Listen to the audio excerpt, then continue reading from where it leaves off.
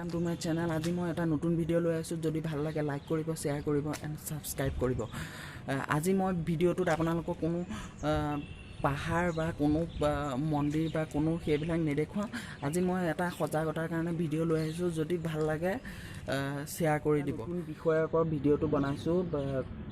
কোনো ঠাই বা মইতো এনেই ভিডিঅ'বিলাক যিবিলাক ভিডিঅ' আপলোড কৰোঁ আপোনালোকৰ আগত এইবোৰ কোনো ঠাই বা মন্দিৰ সেইবিলাকৰ ওপৰত ভিডিঅ'বিলাক আপলোড কৰোঁ। কিন্তু আজি মই এটা নতুন কনচেপ্টৰ আৰু নতুন বিষয়ৰ ওপৰত ভিডিঅ'টো বনাইছোঁ।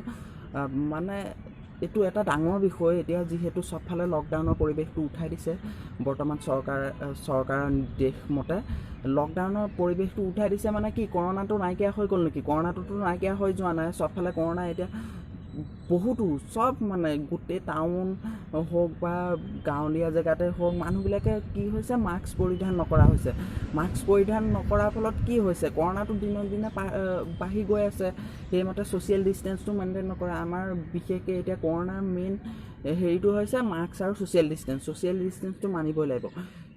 কিন্তু যেতিয়াই লকডাউনটো উঠাই দিলে সকলো মানুহ বাহিৰত ওলাই ঘূৰি ফুৰে আৰু মাস্ক নিপিন্ধে। ভিৰৰ মাজততো কমচে কম মাস্ক পিন্ধক, কাৰণ আপুনি আজি আপোনাৰ ইমিউনিটি ছিষ্টেমটো ষ্ট্ৰং থাকিব পাৰে বা আপোনাৰ কোনো অসুস্থ নাই, আপোনাৰ কোনো ডায়েবেটিছ নাই বা অন্য অসুস্থ হোৱাৰ যোনবিলাক মানে বেমাৰ আছে সেইবিলাক আপোনাৰ গাত নাই।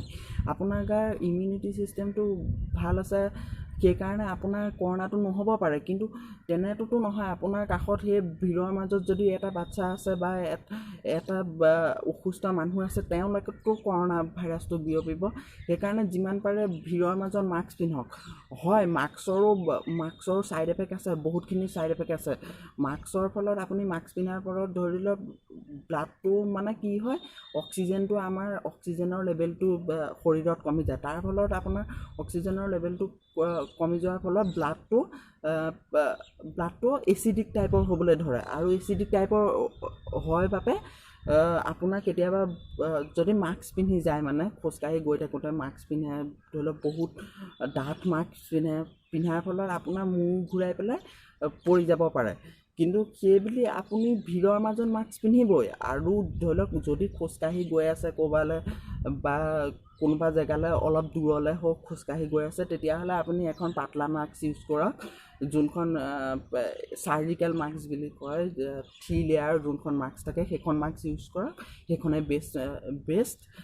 আৰু সকলোকে মই এটাই অনুৰোধ, আপোনালোকে ছ'চিয়েল ডিষ্টেঞ্চটো মেইনটেইন কৰক। কাৰণ কি লকডাউনটো উঠাই দিছে হয়, কি আপোনালোকৰ নিজৰ বাবে উঠাই দিছে লকডাউনটো চৰকাৰে। কিন্তু আপোনালোকে যদি ছ'চিয়েল ডিষ্টেঞ্চটো মেইনটেইন নকৰে, আজি কি কৰোণাই কি সংহাৰী ৰূপ ধাৰণ কৰিছে চবফালে দেখিয়ে আছে আৰু এনেকুৱা সংহাৰী ৰূপ ধাৰণ কৰি গৈয়ে থাকিব। কাৰণ কৰোণাটোতো এনেকুৱা এটা বেমাৰ নহয় যিটো বেমাৰ কমি যাব, সেইটোতো নহয়।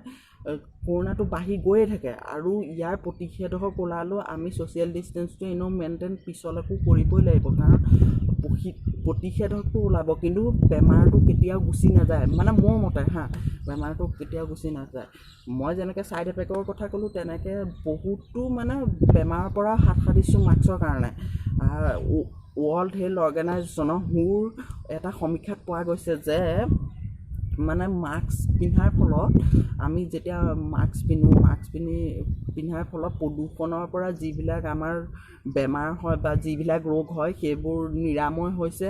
আৰু প্লাছ আপোনাৰ যদি মাস্ক পিন্ধি পেলাই যেতিয়া ধূলি ঠাইত বা অলপ ৰাস্তাবিলাকতো ধূলি থাকে কিছুমান, সেইবিলাকৰ ঠাইত গ'লে আমি মাস্ক পিন্ধি যোৱাৰ ফলত এই চাইনিছ নে কি কয় এইটো পাহৰি গৈছোঁ, চাইনাছৰ নিচিনাই যোনটো এই হাঁচিয়াই থাকে যে এলাৰ্জিটো সেইটো কমি গৈছে। বহুত মানুহৰ সেইটো কমি গৈছে।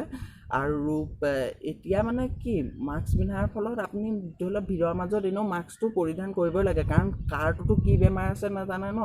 যিবিলাক খুচৰা বেমাৰ বা যিবিলাক বতাহৰ যোগেদি আহে সেইবিলাক বেমাৰ আপোনালোকৰ মাস্ক পিন্ধাৰ ফলতেই নহয়।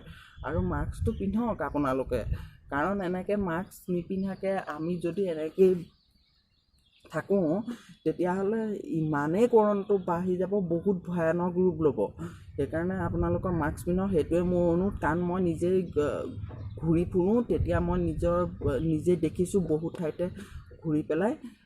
ছাইড এফেক্টটোতো আছে, সেইটো চবেই জানে। মাস্ক পিন্ধাৰ ফলত আমাৰো অসুবিধা পাওঁ, যেতিয়া মাস্ক লগাই পেলাই কোনোবা এটা ঠাইলৈ যাওঁ বা মাস্ক পিন্ধি পেলাই ক'ৰবালৈ গৈ থাকোঁ, তেতিয়া নিজৰে বুকুখনৰ পৰা মানে হেৰিটো অক্সিজেনৰ লেভেলটো কমি যোৱাৰ কাৰণে উশাহটো চুটি হৈ যোৱা নিচিনা লাগে।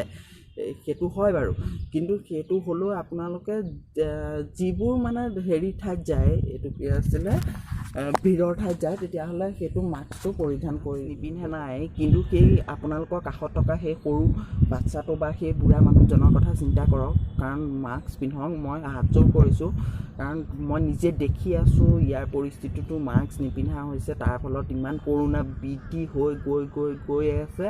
সেইকাৰণে মাস্ক পিন্ধক।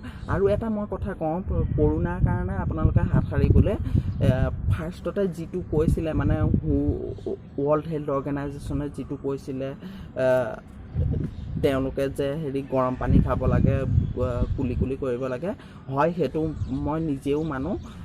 কৰোণাৰ কাৰণে আপোনালোকে কুলি কৰক আৰু গৰম পানী খাওক। আৰু পাৰিলে এটা কুলি কৰাৰ বটল পায়, সেইটো ফাৰ্মাচীত বিচাৰিলে, গাগল কৰা বটল এটা বিচাৰিলে পাব। সেইটো যিবোৰ বেক্টেৰিয়া আমাৰ ডিঙিত থাকে সেইবোৰ মাৰি পেলাই। সেইটো কৰোণা ভাইৰাছটো 4 দিনৰ বাবে ডিঙিত থাকে, সেইটো সঁচা কথা হয়। আৰু আপোনালোকে সেই কাগজটো আনি পেলাই দিনে 3-4 বাৰমান গুলি কৰক, আপোনালোকে কৰোণাৰ পৰা বাচি থাকিব আৰু লগতে সকলোকে কৰোণাৰ পৰা বচাবও।